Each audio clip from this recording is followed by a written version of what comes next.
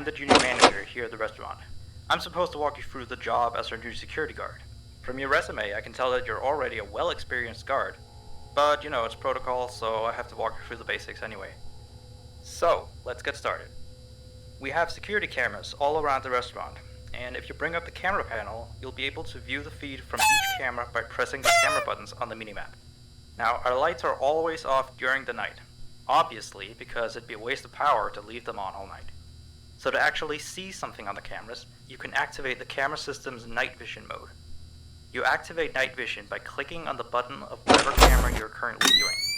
So for example, say you want to see what's on camera 1. Bring up the camera panel, you click on the button that says Cam 01, and then to use night vision, you click on Cam 01 again. Once night vision is activated, you can click on any of the other cameras and view them with night vision as well. And you turn it off the same way you turn it on. Now, night vision takes more power than regular vision, so make sure you use it sparingly. Your first priority as a security guard here is to keep an eye on the animatronics. Those are really expensive machines, and we do not want them stolen. And you keep an eye on them through the cameras. We have quite a few animatronics here at Candy's. There's of course the cats Candy and Cindy, there's Chester the chimpanzee, there's the penguins, just lots I tell you. So, you also have 3 security doors in your office, each of which can be closed by pressing the door button by each door. These are here in case you're in some sort of danger, but personally I just use them to shut myself off from the world when I need a break. But don't let me be a role model on that one. You need to remember that closing these doors takes power, and the longer they're closed, the more power they drain. Now, I know that sounds kinda backwards, but you have to trust me on that one. I think it's something about the doors having an automatic fail-safe feature in case the power gets cut off, so they open up if there's no more power. All I know for sure is that they do use more and more power the longer they're closed, so you don't want to keep them closed for too long at a time.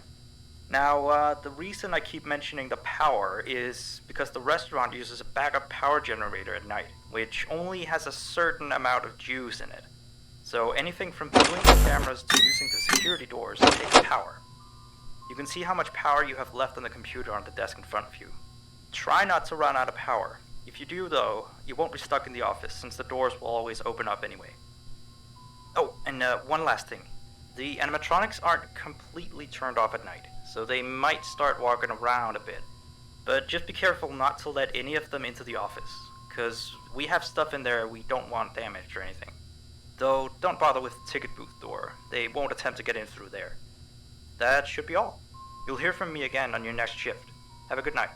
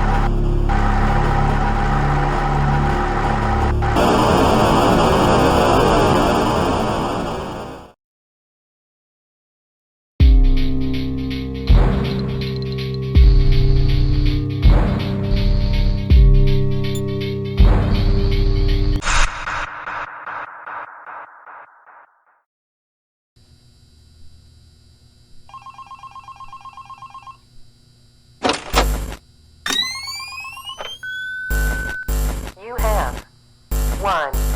New message.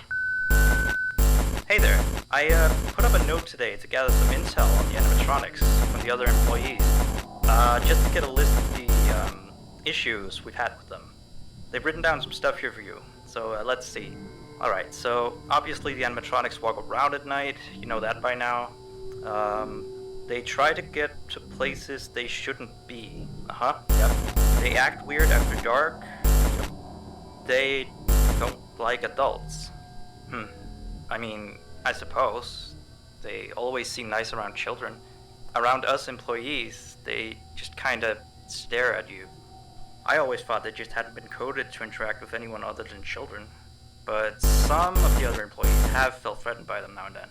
But I know that some of them are also superstitious morons.